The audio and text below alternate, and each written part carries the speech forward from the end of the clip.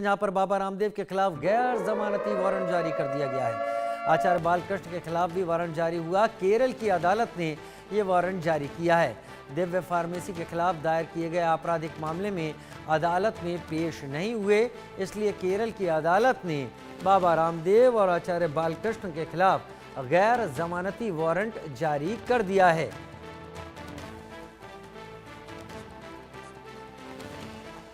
आचार्य बालकृष्ण के खिलाफ भी गैर जमानती वारंट जारी किया गया। मामला क्या था, इस बारे में और विस्तार से खबर आते ही आपके सामने रखेंगे। हमारे संवाददाता हमारे साथ जुड़ेंगे। बाबा रामदेव और आचार्य बालकृष्ण के खिलाफ गैर जमानती वारंट जारी किया गया। अदालत में पेश न होने के चलते अदालत ने NBW इश्यू किया है।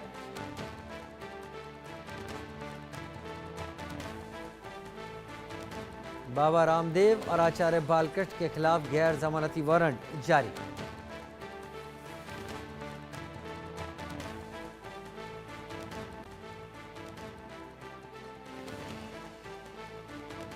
केरल की अदालत ने वारंट जारी किया। बहुत जल्दी हमारे संवाददाता भी हमारे साथ जुड़ेंगे। बाबा रामदेव के खिलाफ गैर जमानती वारंट जारी।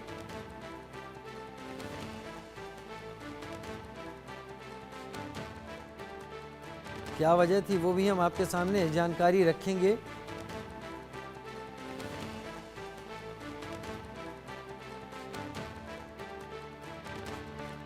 बाबा रामदेव और आचार्य बालकृष्ण के खिलाफ केरल की अदालत ने गैर जमानती वारंट जारी किया।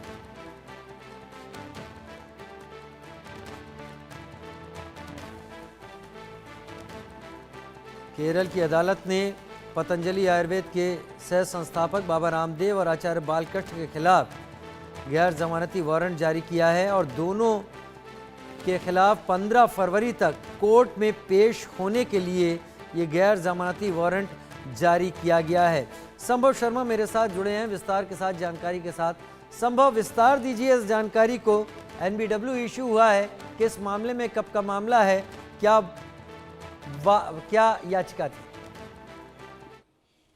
जी बिल्कुल, नॉन बेलेबल वारंट केरला की एक अदालत ने एक डिस्ट्रिक्ट की एक कोर्ट ने नॉन बेलेबल वारंट आचार्य बालकृष्ण और स्वामी बाबा रामदेव के खिलाफ इशू किया है। 1 फरवरी को ये वारंट इशू हुआ है। इसके अनुसार बाबा रामदेव को 15 फरवरी तक अपीयर होना है और ये नॉन बेलेबल है, ये बेलेबल वारंट नहीं है, क्योंकि पहले 15 दिन पहले ही कोर्ट ने, उसी अदालत ने एक बेलेबल वारंट जारी किया था, जहां पर बाबा रामदेव को और आचार्य बालकृष्ण को 1 फरवरी तक पेश होना था, जो कि वो पेश नहीं हुए। उसके बाद ये नॉन बेलेबल वारंट केरला की अदालत ने जारी किया है।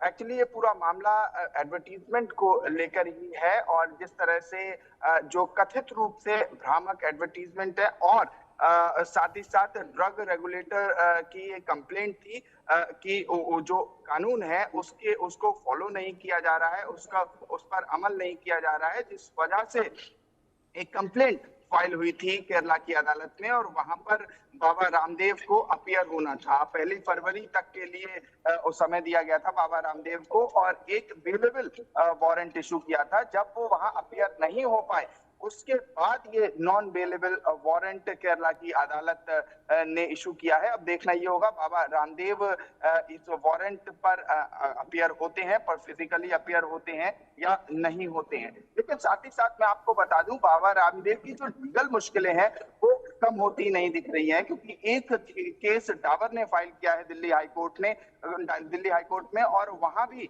डाबर के कुछ सीरियस एलिगेशंस हैं कि बाबा रामदेव का च्यवनप्राश जो है वो भ्रामक एडवर्टीजमेंट फैलाता है। और साथ ही साथ पिछले साल जिस तरह से हमने देखा कि सुप्रीम कोर्ट में बाबा रामदेव को माफी मांगनी पड़ी थी और जिस तरह से उनके एडवर्टीजमेंट है, जहां ये दावा करते हैं कि उनके जो प्रोडक्ट्स हैं वो सर्वश्रेष्ठ होंगे, बेस्ट प्रोडक्ट हैं उनके, उनसे बेहतर किसी के प्रोडक्ट नहीं होते, इस तरह के दावों को भ्रामक कहा जाता है और कई एलिगेशंस उन पे लगते हैं कि वो भ्रामक